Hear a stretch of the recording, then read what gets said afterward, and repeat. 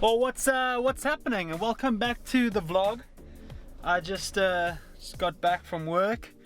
Let me just new normal, right? We have to wear these things. All right, so I said that I was gonna give everybody a little bit of an update with regards to being off of social media for a week, deleting every single platform, not going on at all.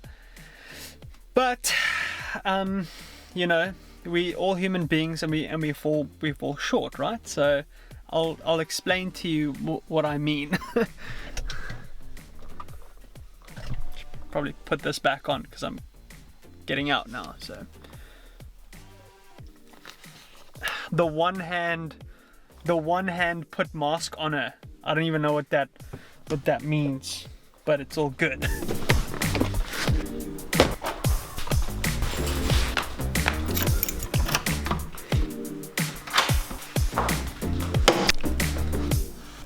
Alright, so it has been 7 days since I have been off of social media, and I must say it is one of the toughest things to do, I think, because it's just something that you do. Whenever I pick up my phone, the first thing I do is I scroll left, and my thumb immediately goes towards where the Instagram icon would be.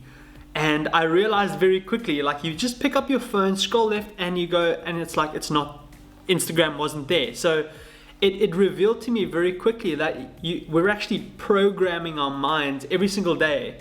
And when we pick up our phones and we go to a certain, social media thing, because it does something in our minds.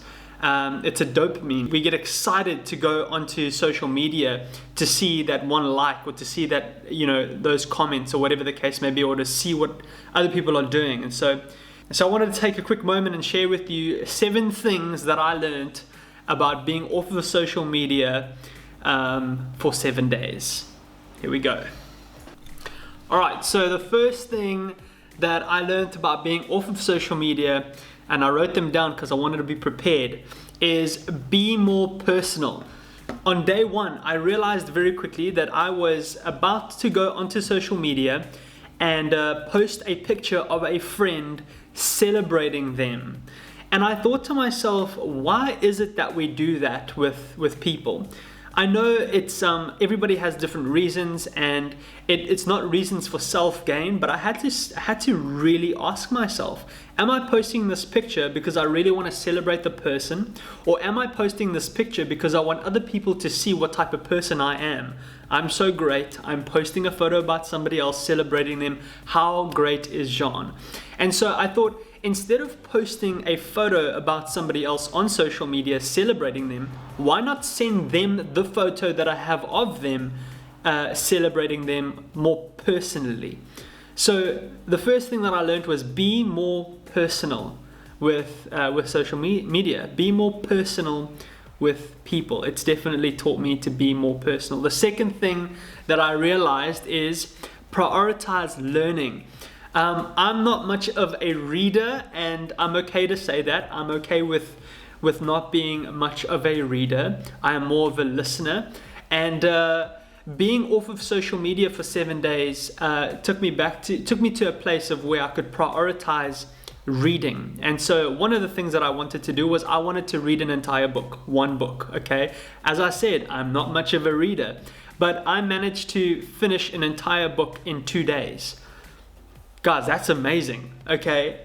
I'm proud of myself. I finished an entire book in 2 days, though I didn't sit down and read it, but I sat down and I listened to it on Audible. I know it's a little bit different, but it helped me be still. It helped me, like on my lunch breaks, for example, at work, I would usually go downstairs and I would sit down and I'd eat lunch and I'd sit and I'd scroll on social media, kind of just letting the moment go by. But what I did differently was I went downstairs, I sat down, I had my lunch, I put my earphones in, and I listened to this book. And it taught me to slow down completely. I enjoyed the moment. And so I prioritized learning through the 7 days of not being on social media. The third thing was feeling good again. feeling good again. I had more energy because I actually got more physical rest. Now, I don't know about you, but when I'm on my phone, generally, it's the first thing that I see when I wake up, and it's the last thing that I look at when I go to sleep. And my eyes sort of get sore, like I get headaches because you're just staring at your screen so much. But I felt like I had more energy because I felt rested because I prioritized sleep. I felt physically rested because I wasn't on social media like while I was in bed. I actually got off of social media while I was in bed and closed my eyes and kind of just laid there. And it took longer to go to sleep, but it felt more natural. It felt good. The fourth thing that I learned, or that I realized, was what do I rely on the most? What do I rely on the most? So on day 4, I fell back into temptation, somebody, and I downloaded Instagram. Okay, on day 4, this is naughty. But I downloaded Instagram because I saw a competition that was happening on Facebook, and the reason I was on Facebook was for work-related purposes on my laptop. It wasn't on my phone, but I saw the competition, and it was to enter, to win a Mavic Air 2 from DJI, and it's a really cool competition. And it was like, just do a short film of the world out there and post it on Instagram. So you couldn't enter anywhere else. So I justified it and I downloaded Instagram, I edited the video, and I posted it. Okay, please forgive me. So day 4, I realized how much I rely on other things. So it's a competition to win something really great. What about just working hard and earning the money to purchase what you really want instead of entering the competition? I don't know. This is just something that I'm realizing is, what am I relying on the most? Am I relying on the world and what it's able to give me and provide for me? Or am I relying on what I have and the gifting that I have to generate the funds that I need to purchase the things that I want? What do you rely on the most? The fifth thing that I realized was to be present. To be present in conversations, to be present while eating lunch, to be present while I'm at home, to be present while I'm watching a movie with my wife. I realized how quickly we get distracted when we have when you're on social media. And again, it's not a bad thing, but it's something that I'm realizing for myself personally. I've got an Apple Watch as well, and so if you have an Apple Watch, you'll know that you get notified whenever somebody posts, or notifications, or somebody likes something, comments something. It comes up on here, and so it's constantly like it's buzzing on your wrist. And with it not being there, the conversations that I was able to have, I was so present in the moment. So it taught me to be present in the moment. The sixth thing that I learned was get more exercise. Usually, like I said earlier, the first thing I look at on my phone in the morning when I wake up is my phone. But this week, most days, not every single day, but I got up, I got on my bicycle, and I went for a cycle for 2.5 hours.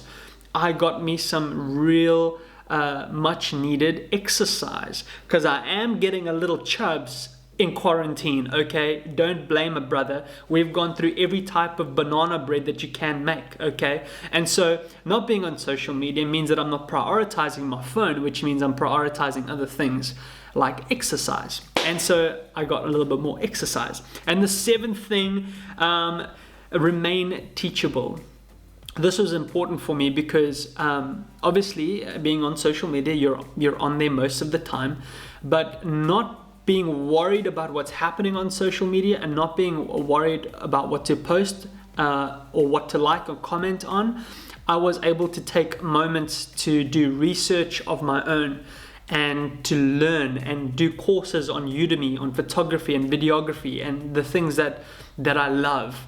And so it taught me to be teachable and to prioritize being teachable and to prioritize doing research and learning about color grading and learning about LUTs or how to create them, learning about my camera, the Canon EOS R, and what it can do, the intricate details of what it can produce.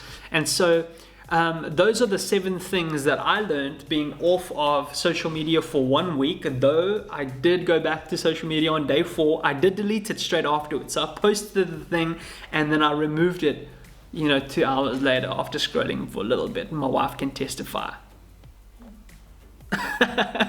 But it was awesome, and I definitely think that I'll be off social media a little bit more often to prioritize other things in my life. And so I'll show you quickly my screen time for that entire week. I'm so proud of myself, man. My screen time for the entire week, or daily average was 1 hour and 20 minutes. That is pretty good. 1 hour and 20 minutes daily average. And that's obviously like Safari, BibleTools.com, the App Store, WhatsApp, Zoom. It's all these weird apps that never really show up on the top of your screen time. So hey, I hope this little video encouraged you. 7 things that I learned. Hit that like button, hit the share button, hit the subscribe button, hit all the buttons, because that's what we do on YouTube. Do everything. More subscribers, not less subscribers. That'll be really helpful. But anyway, take it easy and we'll see you on the next vlog. Peace.